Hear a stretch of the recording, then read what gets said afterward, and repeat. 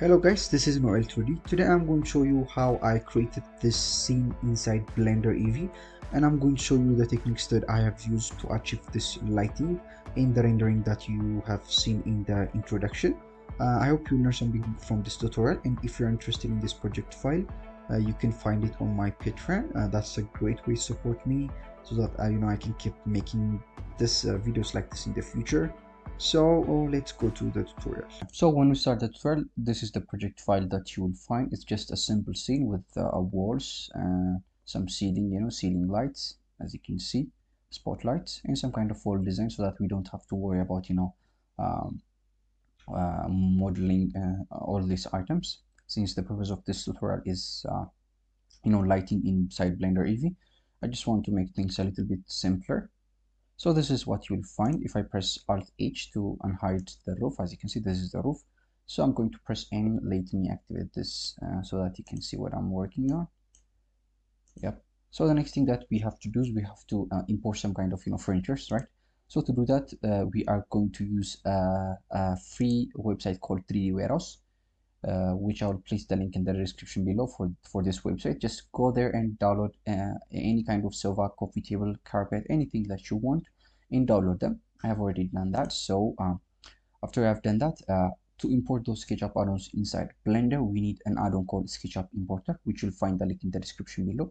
Just go to Edit and then Preferences. After you have done that, click this Install button, and then go find the zip file that you have downloaded. Select that zip file and then select this install add-on. I have already done that, so you will find something like this. Import SketchUp. Just make sure that you have activated this one. After you have done that, go to click this and then select the Save Preferences, and then to see if the add-on has been installed correctly, what you can do is go to File, then Import, and then you will see this import SketchUp scene. So after this, what I'm going to do is let me import one sofa, and let me show you how you're going to use that. And based on that, you are going to import all of the assets that you need. So I'm going to go to File, Import, and then Import SKP, and it's on my downloads. So what I'm going to do is let me go to my downloads so that I can see the icons right here, as you can see. So what I'm going to use this sofa. So I'm just going to select this one and just drag and drop it right here. And then after this, just disable this scene as camera. We don't need the camera. And then I'm going to select this import SKP, and we are going to wait for some time. If the model that we are importing is a little bit high poly, it might take some time, but it's not going to take that much time. So guys, this is the model that I have imported. So as you can see, some of the materials have been joined, but the cushions and some kind of these parts, they are not joined. So what I'm going to do is I'm going to select everything like this, and then I'm going to right click and I'm going to join. Now everything is one object. This will be simpler to move this element inside the scene. And the next thing that we have to do is we have to adjust the textures, right? So to do that, let me change this one to shader editor, and let me select this one, press G to move it like this, and this is the texture. So I'm going to press Ctrl T to add a mapping mode. In case if this is not working for you, go to Edit and then Preferences, and then type Node Wrangler. Make sure that this add-on is activated. This add-on is responsible for creating this. When you press Ctrl T, it's just a shortcut for this add-on, to add a mapping node. So what I'm going to do is I'm going to make this one to 2, as you can see, if I want to change the scale. So that's one way to change the scale. And the next thing what I'm going to do is I'm going to give this a bump, a roughness, some kind of displacement, so that it will be more realistic, since this is just a flat.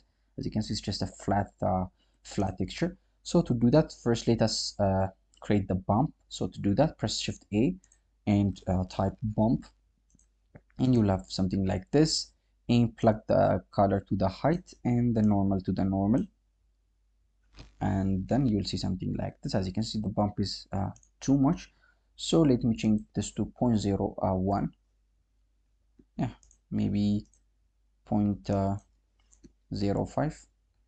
We can adjust this one later. And I'm going to right click and shade out those moves so that I can fix my problem right here. When I do that, this will be a little bit edgy, so what I can do sometimes is just go right here and click the normals, and I will increase the angle. Yeah, but it's not fixing anything, so it has gone to its original shading. I think 60 will be good. I think we don't see any edgy things right here, and our shading problem right here have also been fixed. So we can do something like this, and then also for the roughness, press Shift A, add a color on, and place this one right here, and then plug this one right here, and we're going to use this image also. When I do that, see how much this affected our my roughness. As you can see, this affected it. This is the previous one. It's very subtle, but we can see things. I can press Ctrl Shift click right here just to see my roughness map. So for example, if I want the reflectivity or the smoothness to increase, what I can do is just I can drag the black part, which is just the black will be reflective and the white will be rough. So just if you want anything to be reflective, just drag the white part, the black part. In this case, I don't want this to be reflective, so I think something like this will be good. I'm going to click Ctrl Shift click right here so that it will be the principal basediff that's being viewed. And then after this, maybe I will add RGB curves. Press Shift A and add RGB curves like this. And then let me decrease this roughness, the brightness. Just create some kind of contrast, as you can see, we're having some kind of contrast. Yeah, something like this will be good. Maybe I can press Shift A and then add huge saturation again, and then maybe make the value to 0.75. Oh no, 0.8, 0.9. Yeah, I think would be good. As you can see, you can use the hue to change the color somehow, but I'm not going to use that. And also for this laser thing, I'm going to do the same process, but what I'm going to do is I think this texture is better than this one, so I'm going to select this one, hit tab to get inside of the edit mode. I'm going to select this. Make sure that you are on face selection mode to select the texture. If I go right here, as you can see, this is responsible for this one, so I'm going to select this one, press G, let me click right here and let me copy everything that I have done right here, press Ctrl C, let me come right here, press Ctrl V, and then I'm going to plug everything to its place. Yeah, the color right here, and then the color to the roughness, the normal to the normal, and the color to the height. Yeah, the color to the height. As you can see, this is what we are getting. For this case, I don't want this. I'm going to press Ctrl X to delete it, or I can just give this one, which is its original value, and then I can select this one and click this reset value. So in case if you want to manipulate things using this one, we don't have to add them again. So just as you can see, if we leave them at their default state, they are not going to have any change. And for the roughness, I think maybe I'm going to select this black part, and then let me make it white, just lighter, so that I will not have that much reflection. Yeah, so after this, I'm going to drag and drop this material right here, since I want both of them to have the same material. Select this, hit tab to get inside of the edit mode. Let me activate this show overlays. Let me select this one, and then I'm going to drag and drop it right here. Yep, since I want this to have this similar material. Maybe, as you can see, the texture placement of this one and this one is not similar. So what I can do is hit tab to get inside rotating mode. I'm going to press L. As you can see, it's going to select any separated object separately. I'm going to press L. After this, let me go to this UV editor. As you can see, this is the UV map of for the both of them. So I'm going to press A, and then if I deactivate the show release, as you can see, this placement of the mapping is smaller than this one. So what I'm going to do is I'm going to make it smaller so that the mapping or the texture will be bigger. I think they are similar. Yeah, I think they are similar. The reason that I'm doing this is I can adjust this later, as you can see, and the placement will be similar uh, between, you know, the sofa and the cushions. So that's why I have done that. So guys, I think this is for the texturing, and maybe to show you something. For example, for this lake, I can hit tab. Let me activate the show overlays. I'm going to select this one. Make sure that you are on face selection mode. For example, if I'm on edge selection mode and if I select this edge, as you can see, the material is not going to change. It's not going to show me uh, which is selected. So I need to change this to face selection. So when I select this face, as you can see, this is the corresponding material. If I select this face, this is the corresponding material. So let me select this one. As you can see, this is the default. So I'm going to select this use nodes. When I do that, I will have this default principal setup. So I'm going to make it black as it was, and I can control the roughness, maybe make it a little bit more reflective. I don't need anything more than this. So after this, in case if you are wondering how I'm navigating like this, go to view, uh, navigation, and then this walk navigation. If you click that, you will go inside a navigation that's similar to game navigation: W forward, S backward, A to the left, and D to the right, Q downward, and E upward. So that's what I'm doing, but you can also give it a shortcut so that you don't have to go right here all over again, you know, every time you want to navigate like this. So just right click it, and in your case it will you will see a assigned shortcut. Just click that, I mean click this assigned shortcut, and then give it a key. In my case, I have used V. I don't think V is used for any other thing. So whenever I press V, I will go inside this walk navigation. So that's the trick right here. So I'm just going to navigate like this. Let me select the top view, press H, and I'm going to select this one, go to the top view. So I'm going to press G. As you can see, G is moving in Blender. I'm going to press R, is rotation, and then I'm going to press 90, as you can see. And I'm going to press G again, place it in the proper place. I can also navigate like this and just get a little bit closer, like this. Press GZ, just place it like this, or you can activate this snap button right here. Just activate this face and then activate this snap, and then I can press GZ and move it a little bit upward, and then press GZ again, and it will snap to the ground. As you can see, that's accurate way to place an object. And then, as you can see, I have shown you R is for rotation, G is for moving, and then S is for scaling. In case if anything that you have imported is not its scale, you can just press S to scale it. As you can see, we have also this transform properties right here, so you don't have to touch anything or press G, S or anything. You just can finish everything right here. For example, if I want to move it in the y-axis like 1.2 meters, I'm going to plus 1.2 meters. As you can see, it has moved now 1.2 meters in the y-axis. If I want to decrease it, just minus 1.5 meters.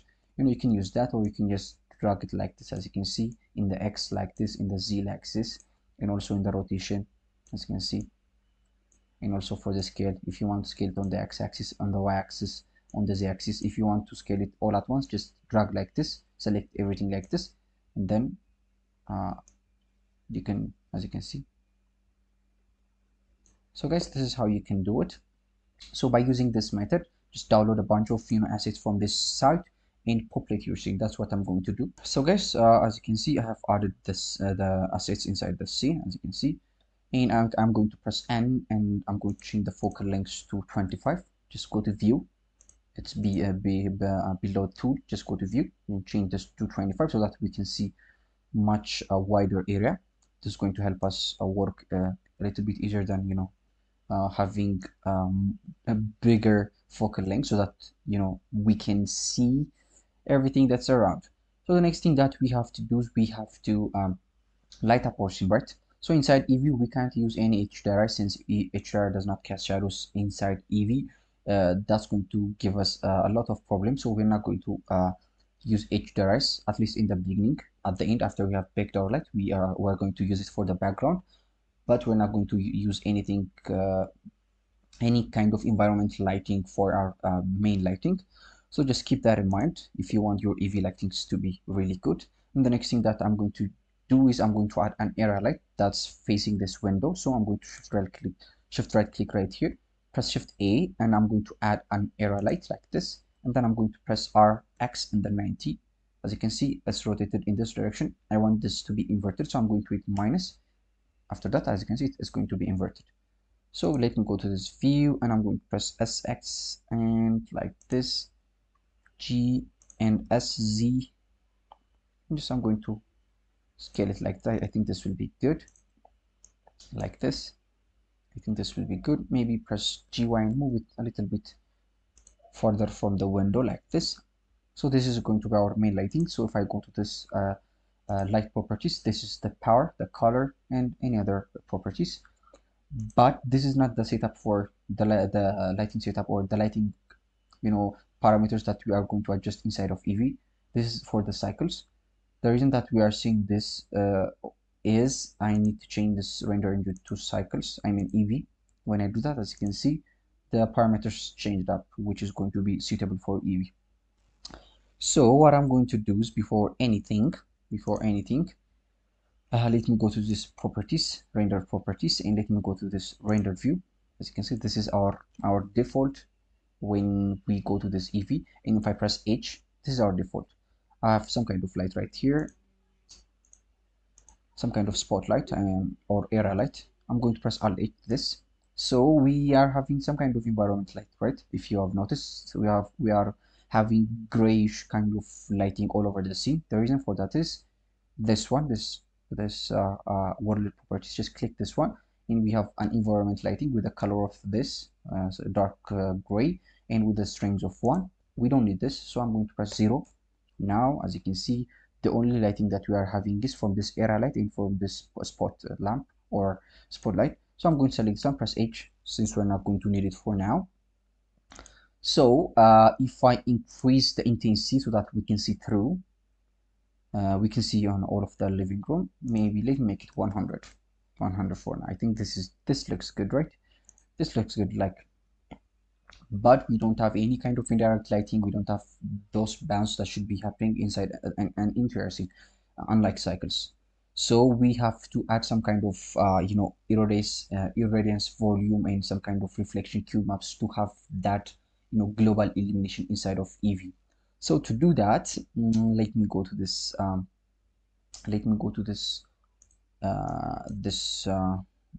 solid preview. I'm going to select this one, press 8 to hide it, go to top view, and I'm going to shift right click right here, and I'm going to press shift A, and then I'm going to add a light pop, and then select this irradiance volume. I'm going to press S, scale it like this, just a little bit bigger than your house.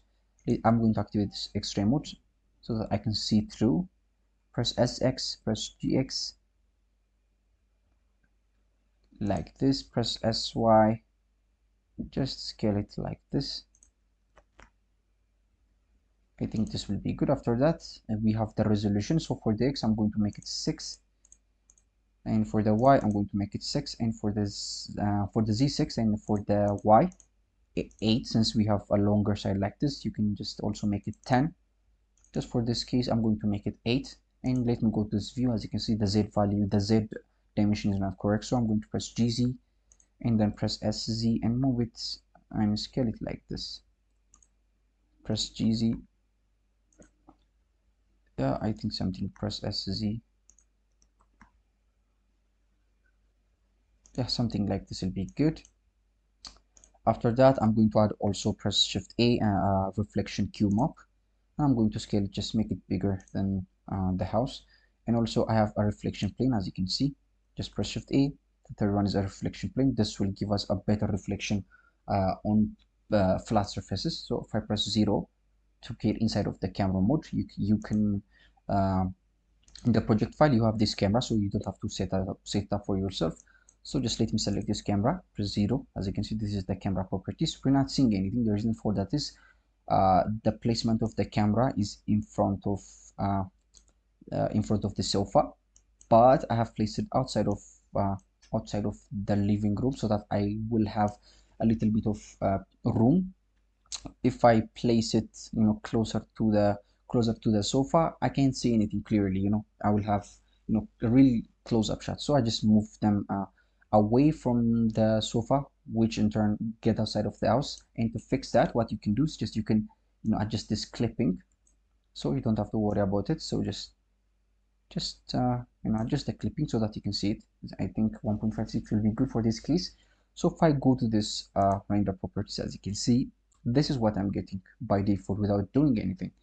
And in case if you're seeing if you're seeing you know the environment outside of your camera, what you can do is just go to this camera and go to this viewport display and change the paper password from 0.5, in your case it was 0.5, to 1. And when you do that, you only see inside your camera view. This is what we want. So after we have added those reflection planes, reflection cube maps, and iridiums volumes, still we don't have any global illumination. We have to we have to click something to have that. We can just add it and expect to have a global illumination. We have to bake it. I think most of you are familiar with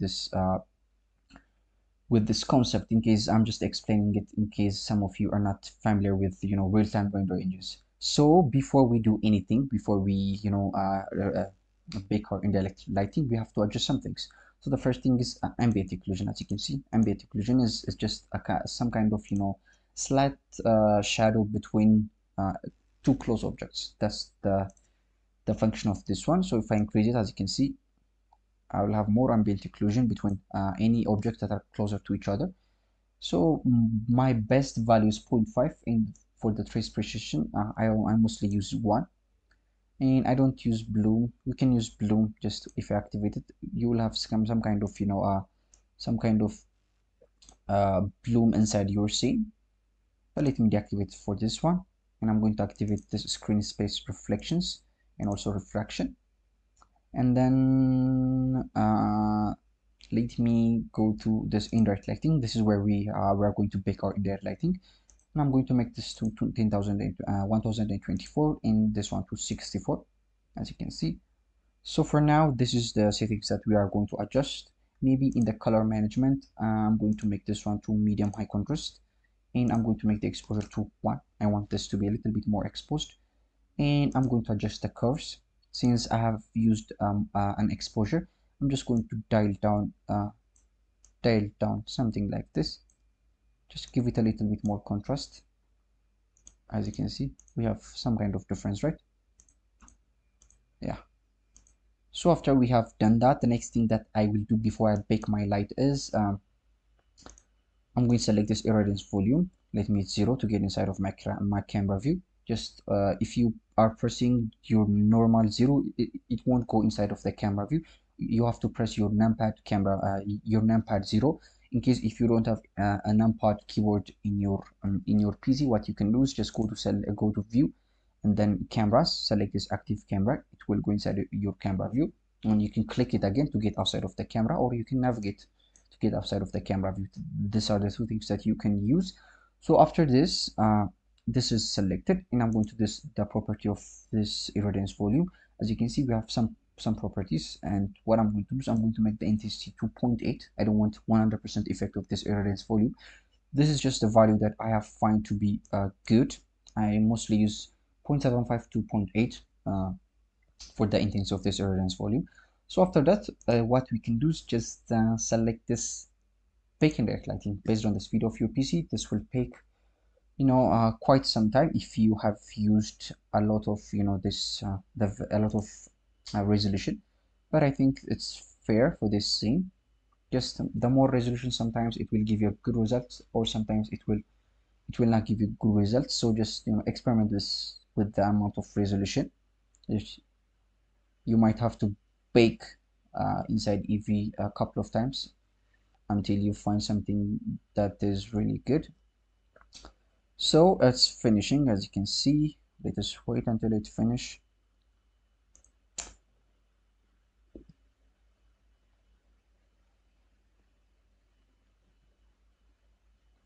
So guys, as you can see, it has finished. So let me go to this render view. So this is what we are getting.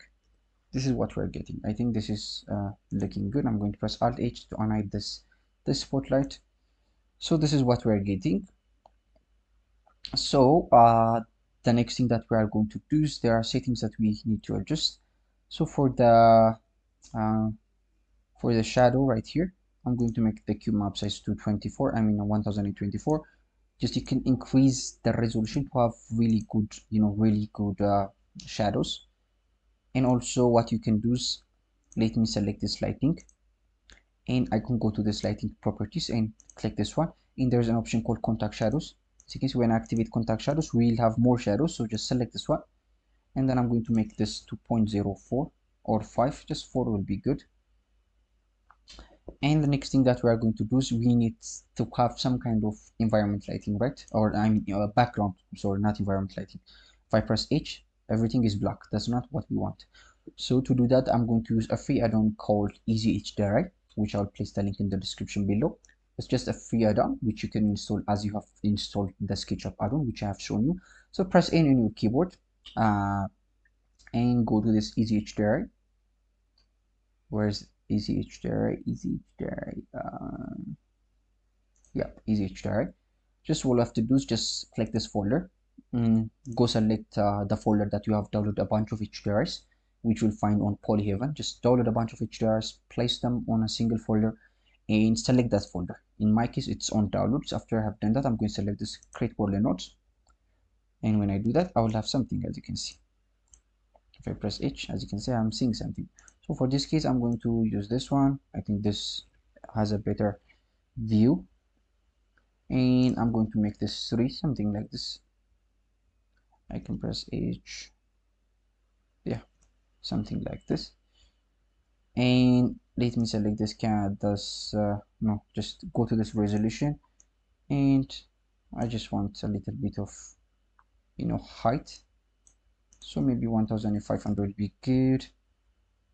And maybe select the camera, and then go to this camera properties and move this like this, or just leave it as it is, or just press move it in the x-axis, the camera, like this. I'm going to press I to give it a keyframe. And then if you are wondering what the function of keyframes are, for example, if I want my camera to view on the frame one like this, and to view on a different axis or in a different angle on the next frame, what you can do is, let me disable all of the keyframes. Just right click and then insert keyframe, right click and insert keyframes. As you can see, on this frame, the location is going to be this one, and the rotation is going to be this one. And then I can go to the second frame like this, and I can navigate, just navigate any place that you want, something like this. If I choose this to be the second frame, after I have done that, I'm going to press right click, insert keyframe, or you can press I, that's a shortcut. I don't need this one. So if I go to the first frame, as you can see, this is the location and the rotation of the camera. And for the second one, this is the rotation in the location. As you can see, by using this method, you can have a different angles or a different views on different frames. And also you can use this for an animation. So if the second one is 2, and then for the last one, maybe let me go to this 120, and let me navigate maybe something like this. And then if I press I again on that frame, and if I go to the first frame, and if I hit play, as you can see, it's going to animate between the first point and the last point that you have added in your timeline. So that's the second way that you can use this keyframing to create an animation, which you have seen in the introduction. So when we come back to right here, what I can do is I can select this one, make it a little bit warmer, just just select it like this, and you can click it. Just you can decrease the saturation like this. Yeah, decrease the saturation like this. The next thing that I would like to add is some kind of sunlight. So what I can do is I'm going to press shift right click right here, press shift A, and add a sunlight. Go to this view, I'm going to press R like this, move it like this, and then let me make the angle to or let me show you something. For example, if I press H to hide it, where is the sun? I think it's better if I am able to select it on my camera view. Just move it like this. Yeah, now I can select inside my camera view. So I can make the strength to 10, for example, just for the function of demonstration. And then as you can see, it's a lot sharp. So to fix that, what I can do is, if I increase the angle, uh, as you can see, it's becoming more softer, and it's giving us more global illumination. So what I'm going to do is I'm going to make this one to 50. I think 50 will be good. And then I'm going to press RZ and rotate it like this, just like this. And I'm going to activate this contact shadow so that we don't have light bleeding, as you can see. So I'm going to activate this contact shadows and maybe decrease the thickness to 0.04, like this. I'm having some kind of light bleeding. So to fix that, what I can do is I can also increase this to this value, just 496. It will fix it most of the time. So to show you the effect of this, let me disable this contact shadows like this, and then let me go to the shadows. And for example, if it was like 256, as it was like this, as you can see, we're having a lot of light bleeding and really horrible shadows. But if we increase this case size to, for example, 1824, it's getting better, right? Now it's a lot better. And also if I change this one, it's a lot better. I don't think the cube map size will change anything, but I think the cascade size is the one that's effective for this one. So to fix all of the problems, the rest of the problems, all you have to do is just activate this contact shadows and your problems will go away. So I can press Alt H like this, and then let me make this one to 2. I don't want that much of intensity on the sun lap. Just maybe make it red like this, and then decrease the saturation. Yeah, something like this will be good. So the next thing that I'm going to do is let me go to the top view like this, hide it, and go to the top view, and I'm going to shift right click right here, and I'm going to press Shift A and add an area light. This is an area light, and I'm going to press RY and 180 degree. Since emission is not going to have that much effect inside of real-time render engine, I'm going to use a plain light for this LED light. So I'm going to press SX and scale it in the x-axis like this, and then press GZ and move it a little bit upward, and then press GY and then SY and scale it like this, and then I'm going to press Alt DX and move it like this, press GX and then Alt D and then press RZ and 90 degree, and then place it right here. And then I'm going to press SX and then scale it in the x-axis, press GX, yeah, something like this. After this, I'm going to press 0 and I'm going to press Alt H, and I'm having some kind of LED light, right? Let me select this light. As you can see, we are having some kind of, the light is more intensified right here, and it's going to decrease at the end. So to fix that, all you have to do is just activate this custom distance, and you can just decrease the distance right here. But I think 40 will be good, and we don't have that fading out of the light. And then maybe make it warmer. I think this will be good. All right, I think this will be good. What other things that we can do? Maybe select this one and then make it maybe 80, and then we can bake it again, or just give it a little bit of, yeah, maybe 100 will be good as it was. Let me decrease to 0 since I want this sunlight to be added after the baking. So let me bake it again. I don't think I'll have that much change, but let me bake it again. Make sure that you have saved your plain file.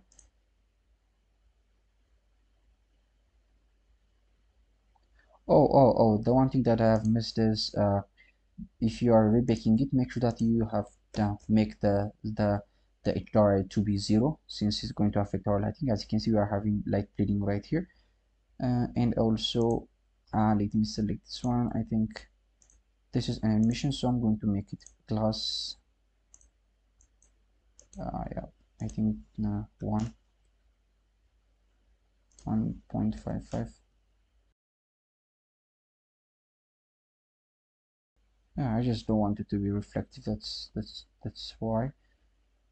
So after this, what I can do is just bake it again. Maybe I can increase, the diffuse bounces, but I think 3 will be good. So guys, as you can see, this is the final baking.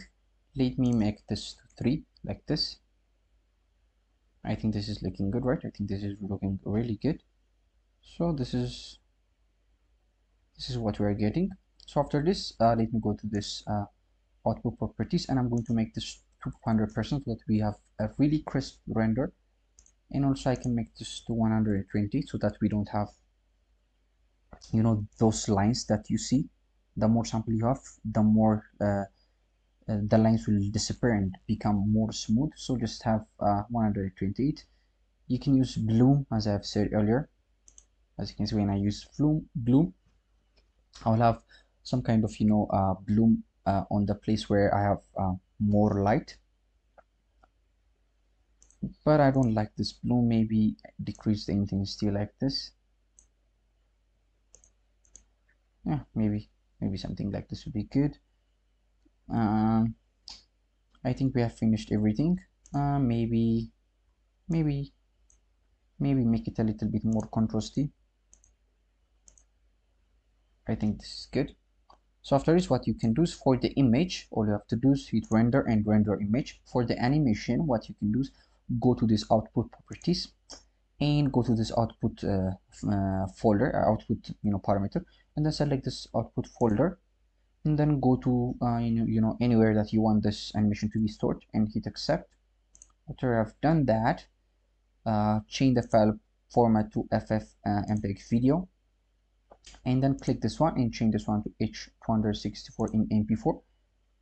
And then to see the property of this one, click this encoding, and then this is the property. The file is going to be an MP4, and this is the video codec, the output quality. Let me make this high quality. Then after this, all you have to do is hit render and render animation. After that's finished, it will be placed on the output folder that you have assigned it. So guys, this is all for today. I hope you have learned something about lighting and rendering inside Blender Eevee. You can find this project file on my Patreon if you want to support me so that I can keep making videos like this in the future. And see you in the next tutorial.